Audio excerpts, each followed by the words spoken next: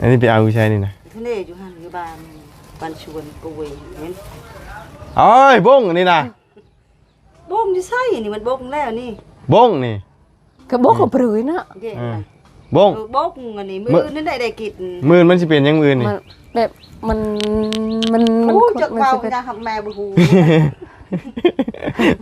มื้อนี้เป็นบงนี่นะโดยมันตกได้มันกินได้มื้อนี้อัน มันเป็นบงกินบ่ได้มื้ออื่นมันสิอันคดได้กินมื้อมันสิเป็นโตแบบไดเนี่ยก็โตแบบนี้แต่ว่ามันคดเบิดแล้วเด้มันคดแต่ว่ามันบ่ติงบ่แม่นได้กินโอ้ยถ่ายรูปไปเบิ่งเล่นเป็นนี่ได้แบบว่ามันยังเป็นโตแบบนี้อยู่แม่นแต่ว่า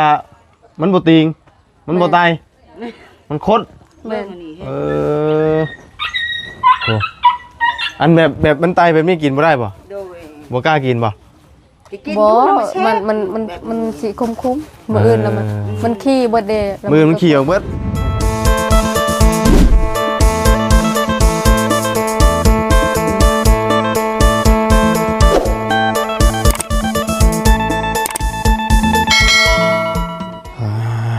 พี่น้องเนาะ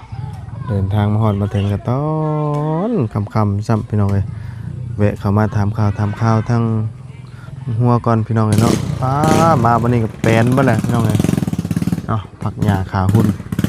ตอกหมักแตงเบิดแล้วพี่น้องเลยบ่ได้กินช่ำบาดนี่เนาะเอาถามข่าวเป็นยังไงห้ามค่าห้ามขายเนาะ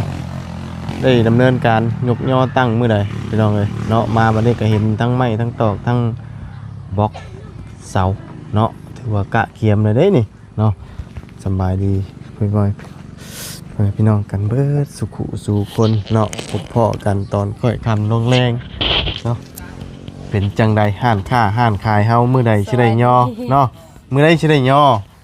ฮะเอ้ายังบ่มีเป็นได้ใดห้านค่ายันี่งบ่พอยังบ่พอยังเดี๋ยวนี้สังกะสีแล้วก็อันเสายัง2ต้นมาบ่เบิดบ่ยังบ่มีเงินเอ้าสั่งได้จักต้นจ้ะ4สิเฮ็ดแบบใดนี่ออกแบบใดนี่นะอันห้านค้าห้านขายนี่6ต้นทรงโมเดิร์นบินหน้าไปทางไหนหันหลังไปทางนั้นอันนี้ได้4เดือนอีก3เดือนอีก2อ๋อต้นเท่าไหร่สาว5 เซน4ยาวแต่บ่อันยาว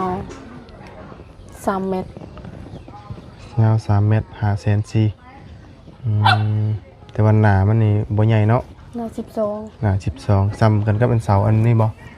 ซ้ำกันได้เนาะแต่ว่าไม้นี่พอแล้วติเมนเดือ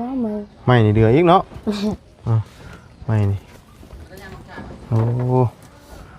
ไม้นี่มีแต่ไม้เอ็นโตนี่อย่างเดียวเลยมันมีไม้อื่นเนาะบล็อกจักพันเลย1,000 ก้อนป้าโตมันบ่เหลือบ่1,000 ก้อนแล้วเขาต้องใส่ประตูหน้าต่างข้างในบ่อันนี้นะก็ยังบ่คือกันถ้าว่าใส่ประตูหน้าต่างข้างในนี่ค่อยเหลือนะนี่เนาะ1,000 ก้อนบ่ได้น้อยเด้เนาะเฮาก็อีกอย่างอันนี้ก็บ่ได้สูงปานใดก้อนเท่าไหร่นี่นะ5,500ก้อน5,500โอ้คือแพงเด้บกใหญ่เด้บกน้อย5,000แต่ว่าบ่มีมันเบิดเลยมันก็เลยเอาบกใหญ่เสานี่คือได้แต่4เงินบ่พอเสาและอันจันว่าเอาเงินเดือนเราสิส่งเงินให้เราอยากได้เป็น6ต้นไผน้องจันเงินเดือนเพิ่นออกแล้วเพิ่นสิส่งเงินมาซื้อเสาให้บ่ได้มาบ่ปีนี้อยู่พุ่นเลยบ่ฮะสงกรานต์ยังบ่ได้มาบ่ฮะบ่ฮู้นำเราบ่ฮู้คือกันเอาสิตั้งหันหน้าไปทางพุ่น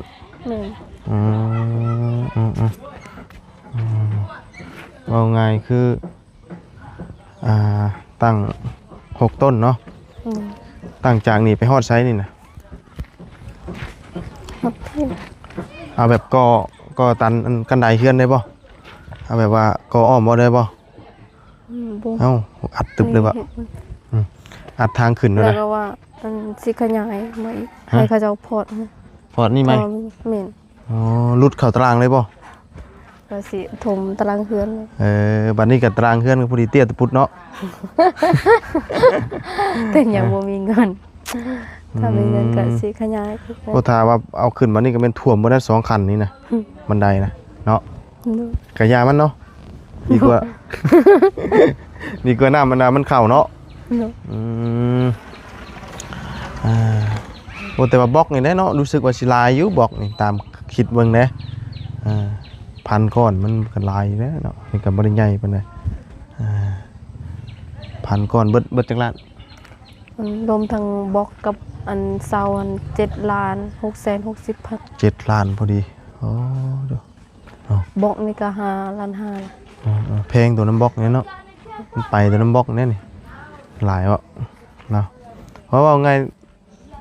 ปูน แม่น ทรายนี่ใครอยู่นี่เนาะ แม่น เพิ่นเกขึ้นมาใครเพิ่นถอกกันเนาะเพิ่นยังดูดอยู่บ่ บ่เวียดยังบ่ทันได้ลง บ่ได้มาเลยบ่ แม่น คิดว่าหามื้อหาวันแบบว่าสิได้ย่อเลยนะคิดว่างบมันพอบ่ล่ะ ยังบ่พอ อันสร้างไม้เบิดเท่าไหร่จะสร้างไม้ สั่งไม้4 ล้าน 4 ล้าน แม่น เอาไงมีแต่ของแพงๆเนาะ แม่น ปลูกห่านค่าได้แล้วบัดนี้สิหาทุนเข้าห่านอีกเนาะ สิไปขายยังบัดนี้ ขายขนม ฮะ ขายขนมเลยล่ะ อยู่ในบ้านมีจังห่านค่า 2 2ห่าน แม่น ขายดีอยู่บ่เพิ่น ขายดิเขาขายอันปิ้งกอกปิ้งไก่ ขนม อันนี้ก็สิเฮ็ดปิ้งกอกปิ้งไก่นำบ่ แม่น ขายปิ้งไก่ปิ้งกาไปนำเนาะขายเบียร์พร้อม ยันว่าเนาะขายเบียร์เย็นๆพร้อมบ่มันก็ต้องมีแล้วเนาะว่ามันต้องมีเบิดแล้วแต่ว่าเฮาได้เปิดร้านค้าร้านขายแล้วอันนี้นี่คือว่าไงงบนี่เบิดละ โดน เบิดอยู่กับอันกองเอเล่นี่บัดนี้ ว่ามันก็เห็นอยู่แต่คิดว่าแบบว่าสั่งมาแบบว่ายังบ่ทันครบนะว่าตั้งมื้อใดเด้ว่าเนาะเห็นแต่ว่าร้านค้าแต่ว่ายังบ่เห็นตั้งจักเทื่อเนาะเอาง่ายๆก็ต้องขาดหลายอย่างอยู่เนาะอ๋อ ก็สั่งไว้เท่าระอย่างบ่ได้ครบก็ค่อยตัง บ่ความคิดบ่บุญตะกี้คิดว่าบ่ได้เป็นอันว่ากอนะคิดว่าตั้งร้านค้าแบบว่าธรรมดาคล้ายๆว่าต่อกระเทิบมาแล้วก็เอาไม้แป้นอ้อมหรือว่าไม่ใช่ล่านะบ่ได้คิดว่าจะเป็นกอแบบนี้ได้เนาะอันนี้คือกอเด้อเนาะคือว่านะเผื่อสิเกิดขึ้นนี่ก็เฮิงเติบอยู่แต่ว่าเฮาก่อขึ้นแล้วเฮาบ่โบกก็ได้ถ้าเฮายังบ่มีงบประมาณเนาะบ่สามก็ได้ถ้าว่าคือว่าเฮามีงบแล้วเฮาสามดังก็ได้เนาะแต่ว่ามันก็ต้องใส่หน้าต่างอยู่แล้วเนาะจัก2ปองเนาะเอายังบ่ทันได้อันว่าอันเห็นรูปแบบนะว่าสิเฮ็ดจังไดบ่ รูปแบบมันยังอยู่ในอันอากาศอยู่แม่นบ่ เพราะว่ามันยังบ่เห็นอันว่าส่วนที่ว่ามันสิพอเลยสิได้ตั้งอีกสิได้จ้างอีกนี่เนาะ นี่ จ้างนี่ก็คุยแบบคร่าวๆแล้วว่าไผเฮ็ดให้ ยังบ่ได้ทาง แล้วก็ยังบ่ฮู้ว่าราคาเท่าไหร่อีก แม่น โอ้เบิดหลายอยู่เด้เนาะเพื่อสิเกิดขึ้นมันบ่ได้ง่ายๆได้นี่มันก็เกือบซ้ำเฮ็ดเทือนบ่ได้นี่ ต่อมานี่ก็เนาะถือว่าหลายเติบอีกเนี่ยเอามีแต่ว่ารอเสาอีก4ต้น โดน2 ต้น เอ้ย2เนาะได้มา4 แต่ตอนนี้เงินเบิดเนาะ ไปต่อบ่ได้คือเอามานอนไปก่อนเนาะ เบิดได้บ่หมักแตงอยู่ชวนนี่ โอ้ยจนบ่เหลือ ฮะ ปิดคู่มือ ปิดคู่มือเนาะ แม่ แต่ว่ามันทีโพดบ่มันเลยบ่ค่อยนั่นบ่ค่อยได้ ออกมากปานใดบ่ อืม อืม เขาปิดกินตลอดกูมือเลยบ่มีมือใดที่เขาบ่ได้เข้าที่ปิด หน่อยช่วงแต่งนี่นั่นก็จกอันนี้ทิ่มได้เนาะ จกต่อยเนาะปวดได้พุ่นลงมาเลยเหรอวะ โดย อ๋อเห็นรุดเข่าตารางเลย โดย โอ้เพื่อให้มันสูงซ้ำตัวนี้ก็พุ่นได้ประมาณ2คันเนาะ โดย แบบว่านำมันจังบ่คังเนี่ยหรือว่าเอาคุ้งตีนเสามันบ่คุ้งตีนเสาพอดีเนาะ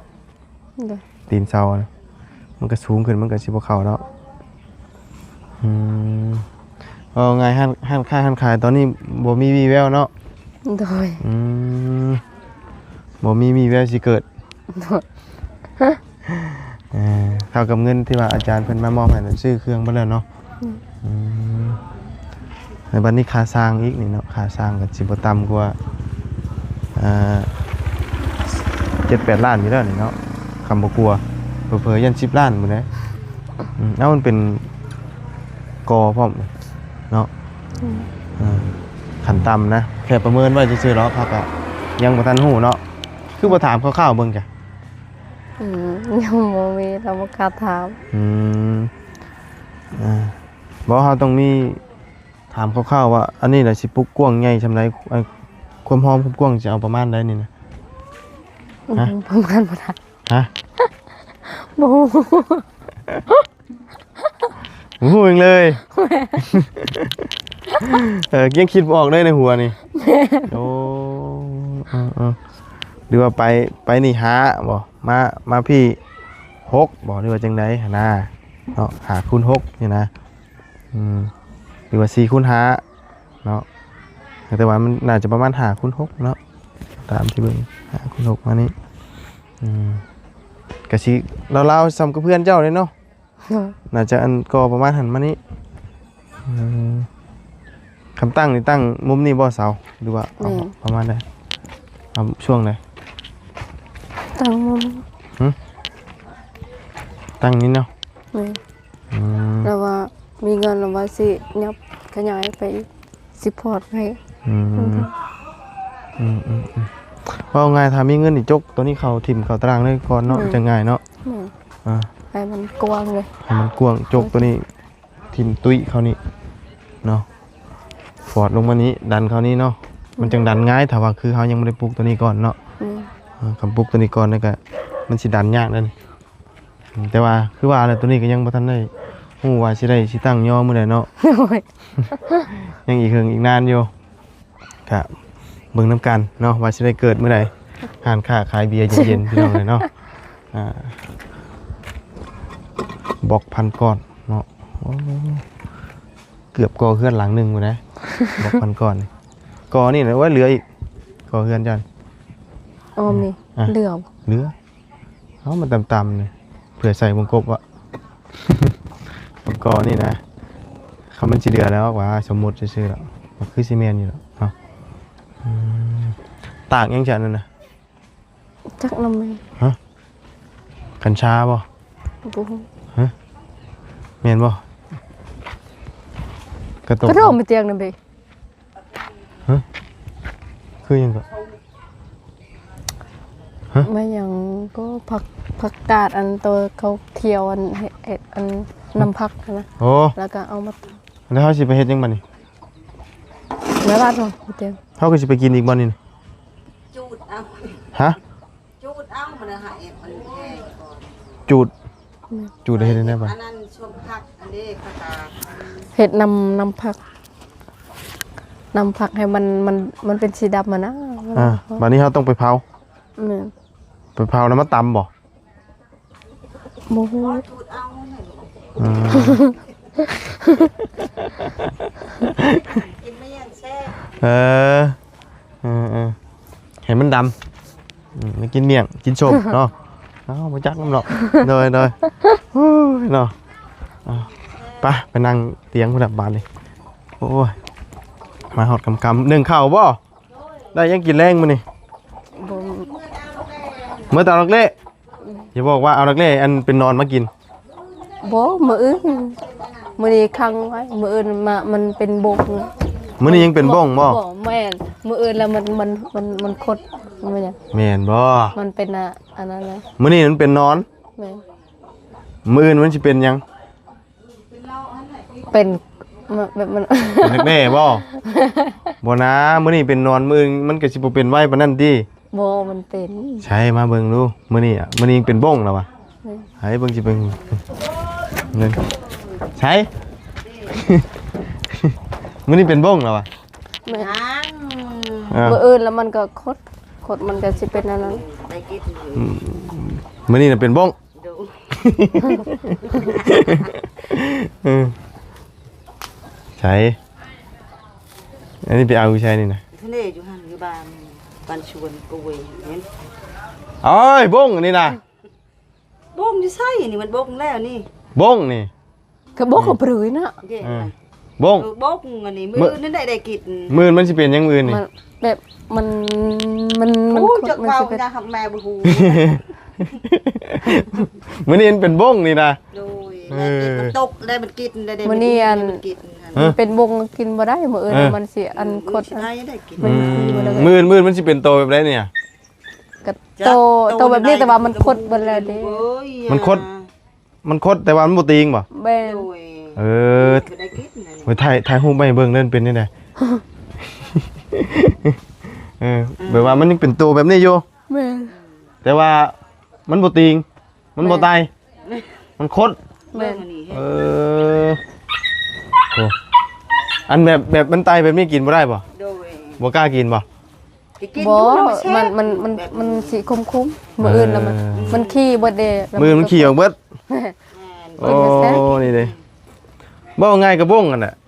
เนาะ นี่ เออบ้งแต่ว่ามืออื่นมันขี่ออกเบิดแล้วมันจอยแล้วมันนอนเนาะ โดย โอ้ ได้กินแซ่บแม่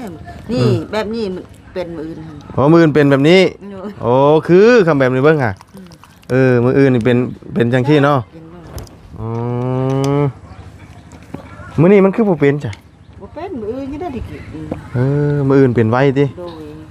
มื้อนี่สิเป็นประมาณนี้จังกล้ากินเนาะ โดย อันแบบนี้ก็กล้ากินอยู่บ่สำคือ อุ้ยบ่กล้ากิน บ่กล้าบ่ บ่ เออ อื่นสิโอ้เรียบร้อยได้กิน โอเค เรื่องกล้านะกล้าแต่ พ่อ มันบ่ พ่อ แซ่บ เข้าใจแล้ว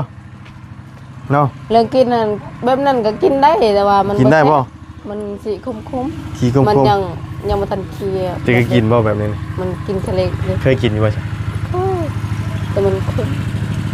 อันนี้มื้ออื่นมันสิเป็นแบบนี้ บ่มันยังเป็นบ่บางอันก็เป็นแบบนี้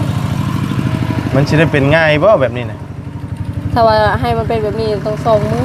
2มื้อ แม่น อ๋อ แต่มื้ออื่นน่ะมันเป็นโตแบบนั้นแต่ว่ามันคนที่เดิมมันบ่ตีง บ่ง่ายมันขี้ของเบิด แม่น ถ้าให้เป็นแบบนี้ต้อง2มื้อ แม่น คำแบบนี้สิกล้ากินน้ำอยู่เนาะ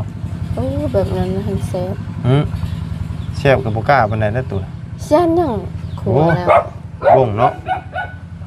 อันนี้มันแค่นี้มันบ่เห็นเป็นคือบ้งนะแต่ตัวนั้นมันเป็นบ้งนะ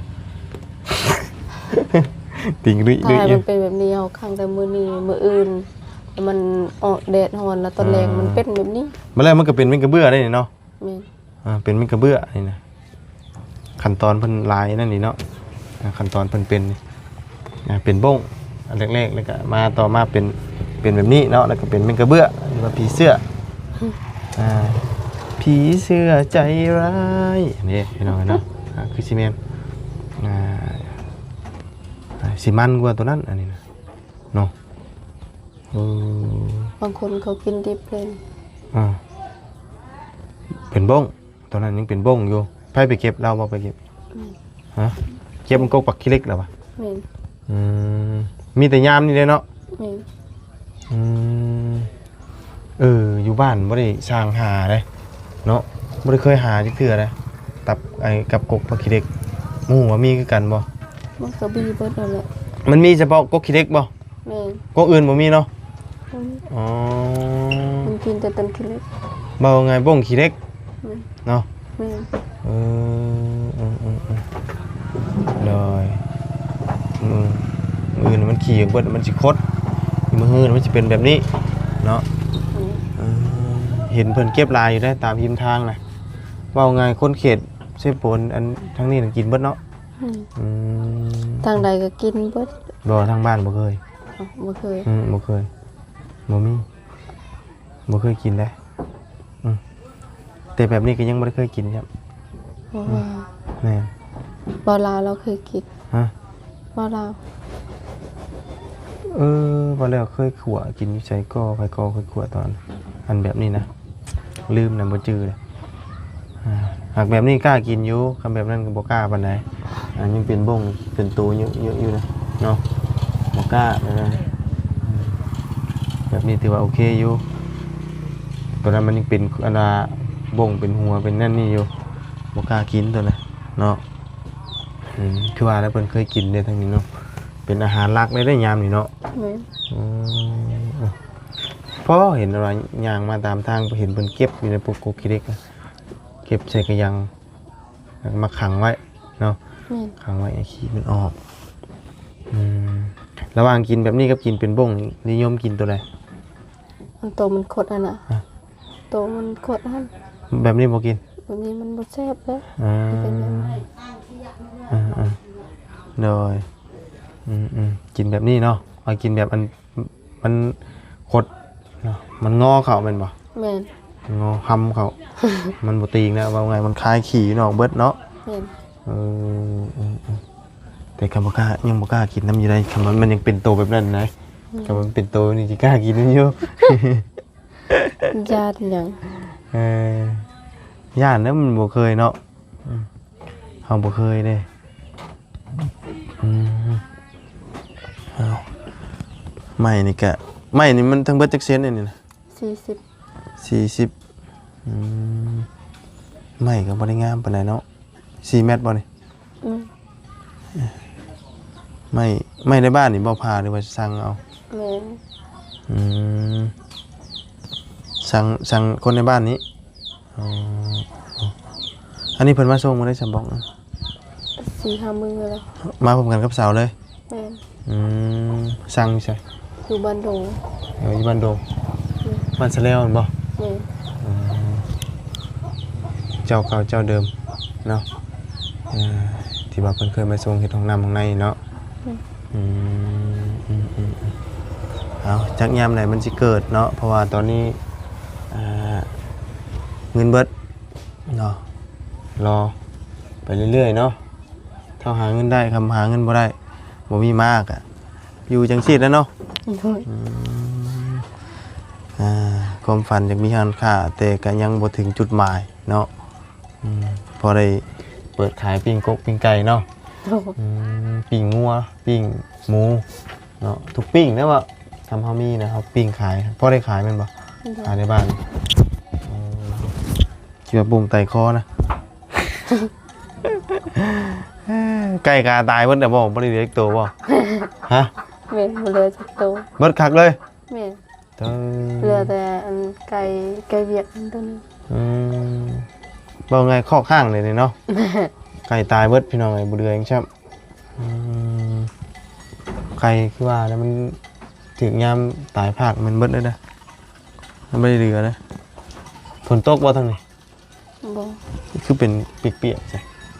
ตกแต่มื้อซื่อนี่ ตกมือเดียวกันแน่สิเนาะ